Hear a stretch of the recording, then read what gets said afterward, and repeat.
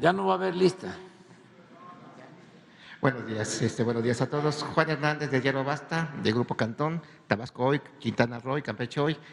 El próximo 27 de febrero del 2020 se van a cumplir 4 años del inicio de lo que fue la pandemia de COVID-19 en México. Ahorita que he estado escuchando las intervenciones, que he estado escuchando precisamente todo lo que rodea al sistema de salud, pues bien vale la pena hacer un corte de caja referente a cómo fue que usted encontró el sistema de salud, ¿no? Pues cómo se ha ido avanzando precisamente a lo largo de estos 5 años. Estamos hablando de los gobiernos pues sí, de Enrique Peña Nieto, incluso de Felipe Calderón, que dejaron pues obras inconclusas. Estábamos hablando incluso de fachadas, ¿no? Ni siquiera obra negra de hospitales.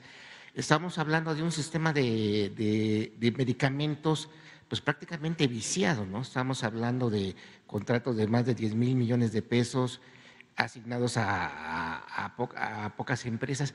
Realmente, ¿cómo se fue avanzando precisamente en este trabajo? Dicen que el hubiera no existe, ¿no? Pero ¿qué hubiera pasado si no hubiera existido la pandemia de COVID?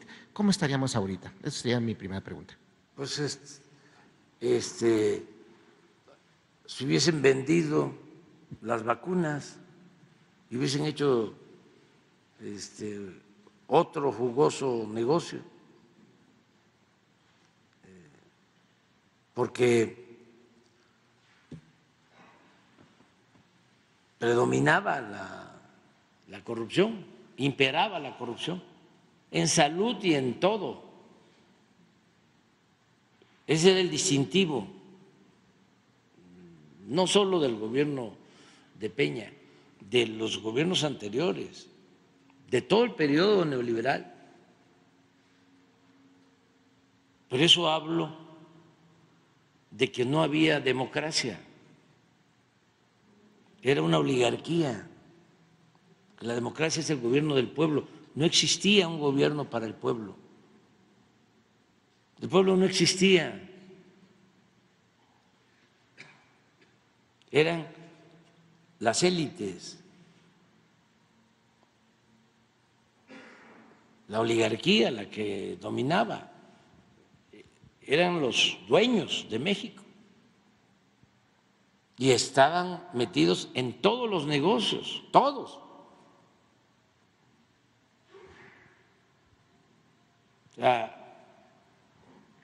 Dueños de sistemas de radio y de televisión con empresas constructoras,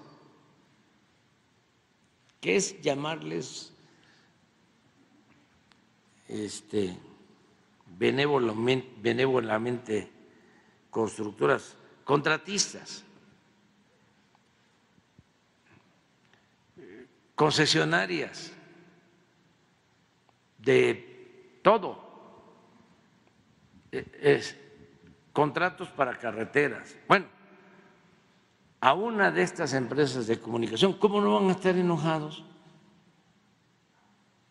Porque no se hizo el aeropuerto en el lago de Texcoco, aunque se iba a hundir. Si una de estas empresas de comunicación ya tenía el contrato para hacer la pista principal del aeropuerto. ¿Qué empresa era? Pues investíguenlo ustedes, porque ustedes son mirones profesionales. Imagínense qué tiene que ver una estación de radio y de televisión con construir una pista para un aeropuerto súper moderno, ¿no? De lo mejor del mundo. Trajeron hasta un arquitecto para diseñar, el famosísimo que cobró un dineral. Bueno, ya le tenían dado el contrato. Pero aparte, contratos para la construcción, administración de hospitales, hospitales, para la venta de medicinas, para el mantenimiento de carreteras, para la administración de los reclusorios, para todo. Entonces, en el caso de salud, pues no había médicos, no había especialistas. Antes de el COVID, en el 19 hice una gira, porque traía yo el propósito de hacer valer el derecho a la salud. ¿Cómo lo vamos a llevar a la práctica? ¿Cómo se va a convertir en realidad? Porque me tocó a mí hace más de 40 años crear centros de salud, hospitales. Me tocó iniciar en Tabasco, siendo director del INI, el programa IMSS-Coplamar, hace más de 40 años. No había sistema de salud pública. Tocó construir unidades médicas rurales, un hospital de 40 camas para el segundo nivel. Y sé, porque he trabajado siempre abajo con el pueblo, lo que significa la salud, la atención médica. Hay casos, les comento dos recientes. Una vez en la sierra de Chihuahua, me dijo un minero, dueño de una mina, dice, estábamos hablando de que había que darle trabajo a los jóvenes para que no los enganchara la delincuencia. Y me dijo, a la mina de nosotros están llegando jóvenes que no quieren participar en la delincuencia y lo que quieren es seguridad y sobre todo lo que quieren es tener el servicio médico.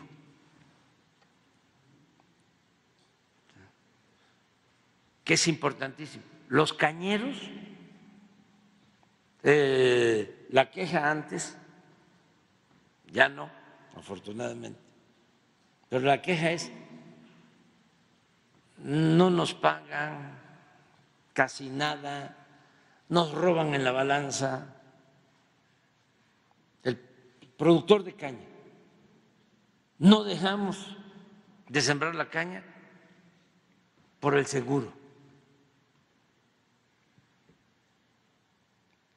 O sea, porque el tener la posibilidad de ser atendido por un médico es importantísimo. Bueno, hice ese recorrido al inicio del gobierno por 80 hospitales y me encontré pues que no había médicos, no había medicamentos, no había especialistas. Recuerdo bien que visité 3 hospitales de Yucatán, del IMSS, Bienestar, en ese entonces. Y en los 3 no había pediatras.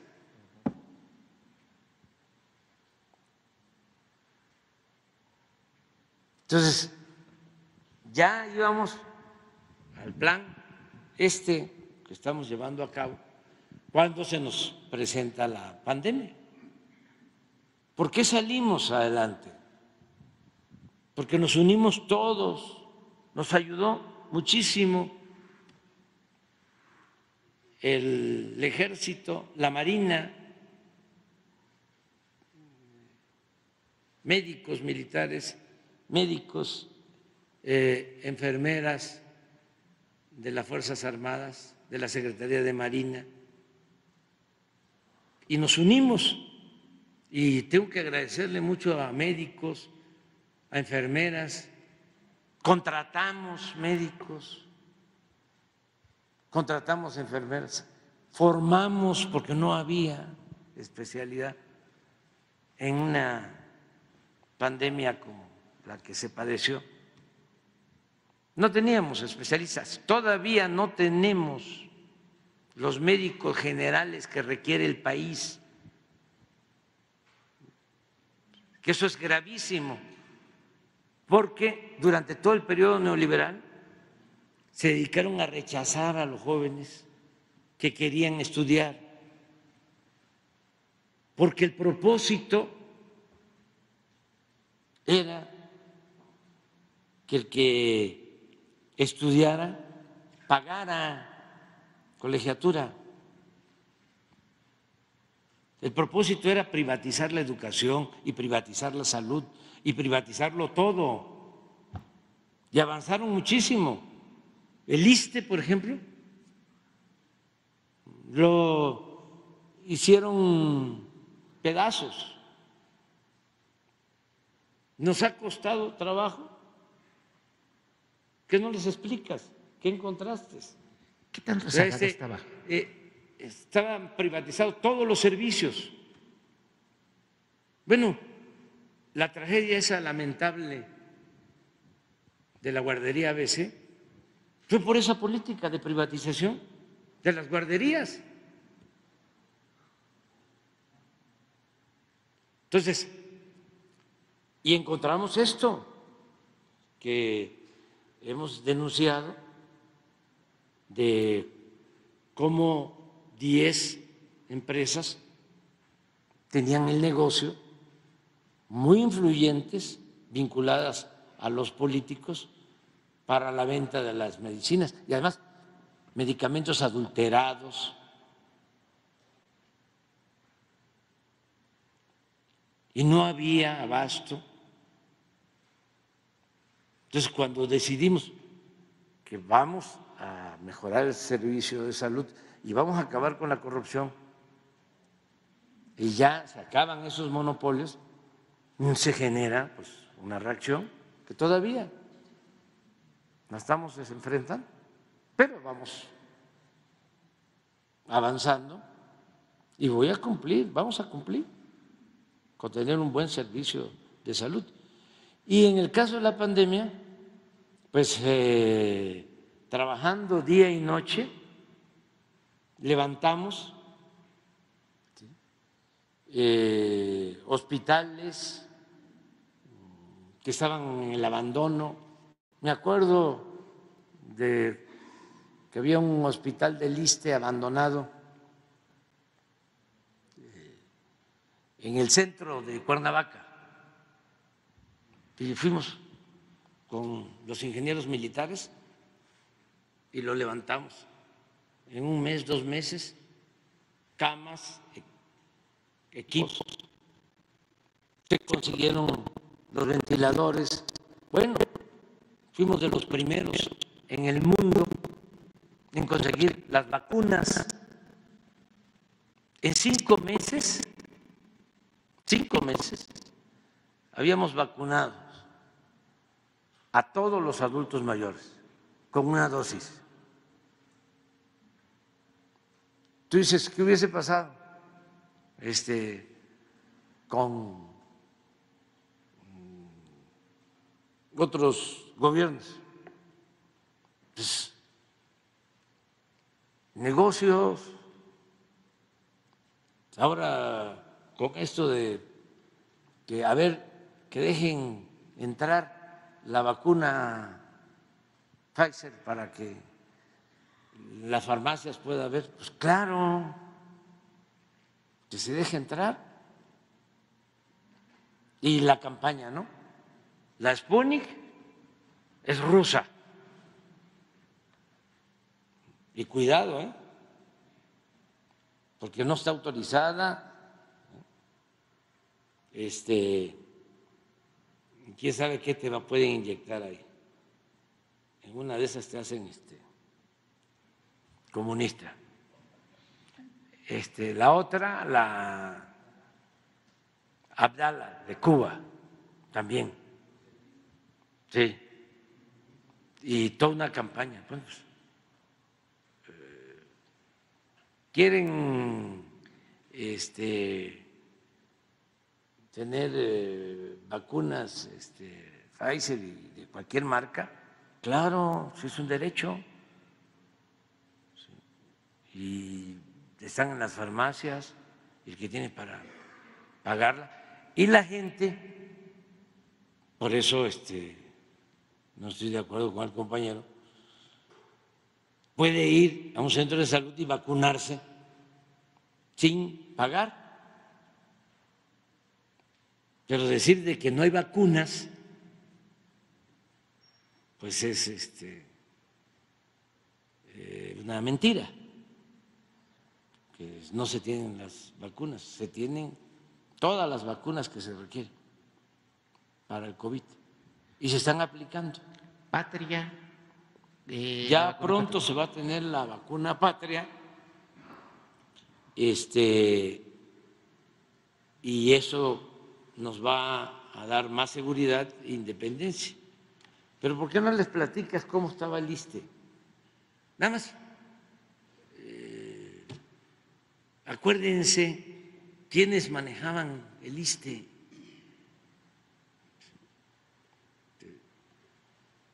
Los que salían de gobernadores. Una vez aquí, hace relativamente poco, dije de que la maestra Elbester le ayudó a Felipe Calderón en el fraude. Y estaba Yunes ahí involucrado en el ISSSTE. Sí, y a cambio Calderón le entregó la Secretaría de Educación Pública, la Subsecretaría de Educación Básica para el yerno de la maestra, y le entregó la Lotería Nacional. O sea, un poco lo que vimos, nada más que por escrito, ¿no? En lo de Coahuila, sí. Y le entregó el ISSSTE a Yunes. Y luego Yunes se peleó con la maestra, o se pelearon, y hubo diferencias ahí. Entonces, al día siguiente que comenté esto, porque es cierto, pues, ni modo que no le entregó Calderón la Subsecretaría de Educación Básica al yerno de la maestra, pues es de dominio público, pues está documentado, y la lotería y también el ISSSTE. Y con Calderón hizo la reforma en contra de los maestros, la reforma a las pensiones. Bueno, la maestra no sé por qué razón, el mismo día o al día siguiente puso un Twitter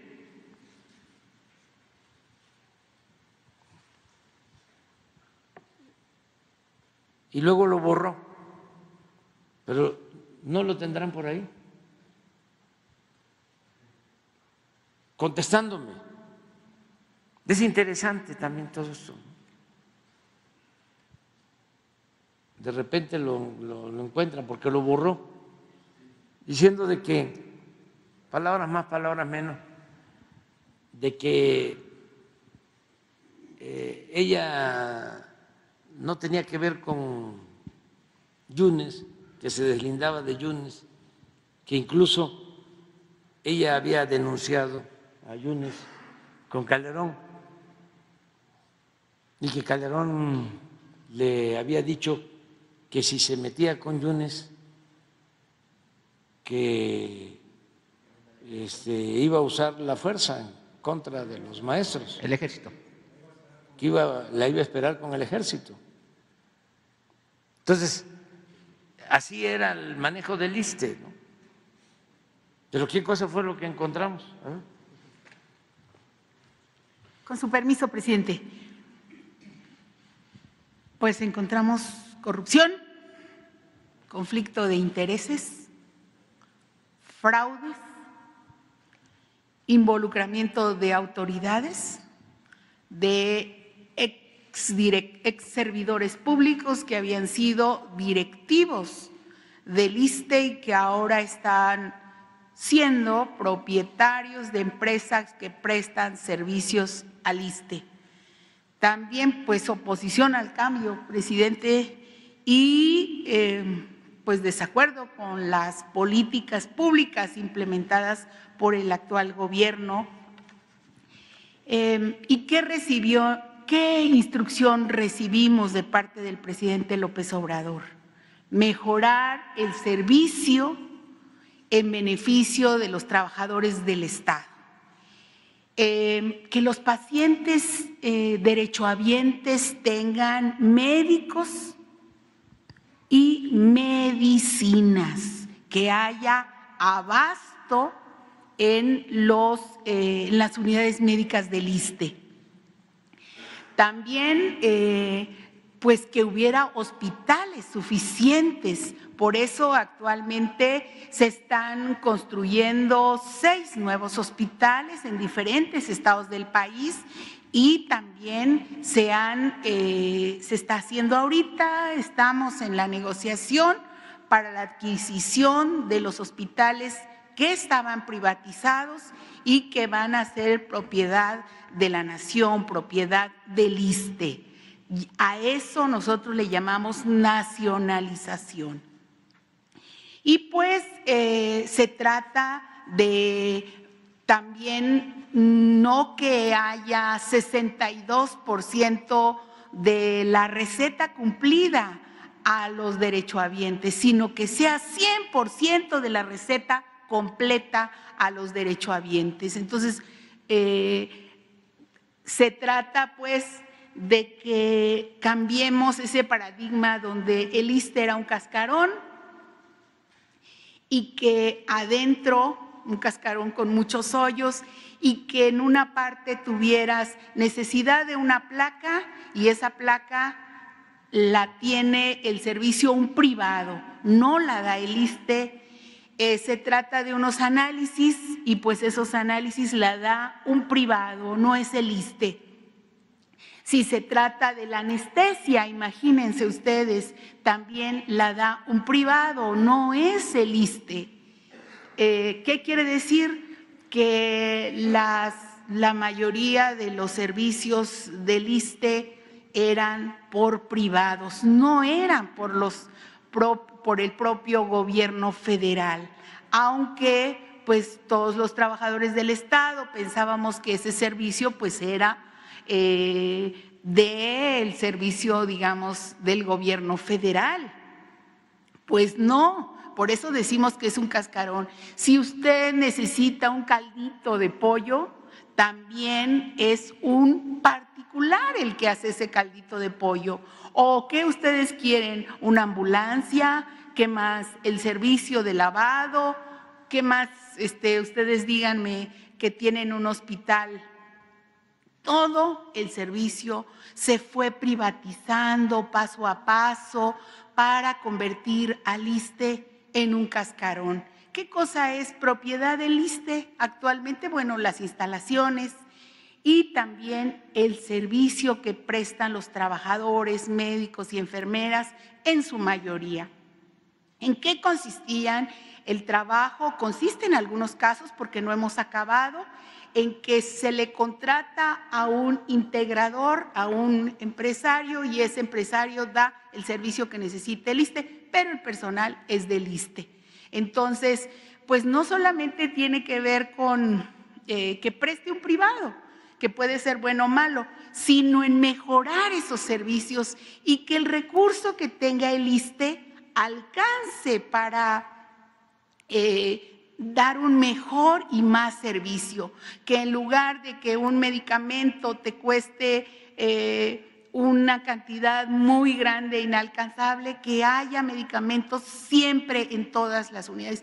Y bueno, nos hemos dado la tarea de estar checando unidad médica por unidad médica. Y actualmente el 86% de los pacientes ya se llevan su receta completa.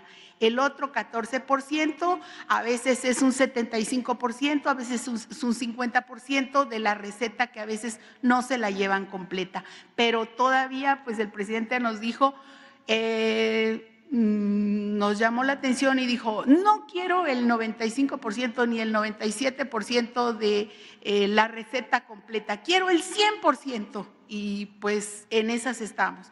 Pero además estamos muy contentos, a ver si pronto podemos dar el reporte, presidente, del avance de los hospitales que se están construyendo en el país. Entonces, sí pensamos que los trabajadores al servicio del Estado, los maestros, los carteros, los policías, todos los que tenemos derecho al servicio del ISSSTE, podamos tener un mejor servicio en unos meses más.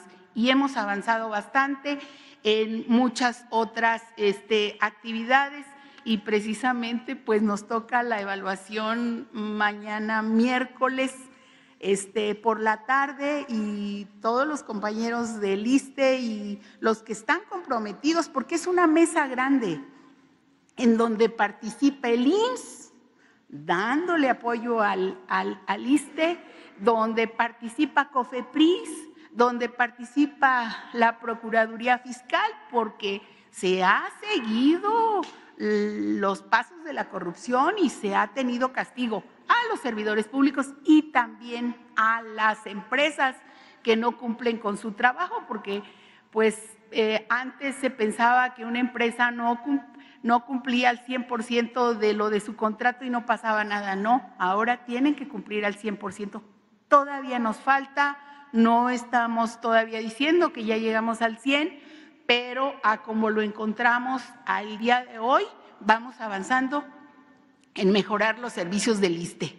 ¿A cuánto ascendieron los fraudes que ustedes detectaron? Bueno, Le quiero dar un panorama completo, si así nos permiten estos días, porque tienen que ver unos con fraudes a laudos laborales, que por ejemplo se tiene un ahorro de más de 15,000 millones de pesos solamente por los fraudes. Yo les quiero hacer un comentario, a lo mejor es muy personal.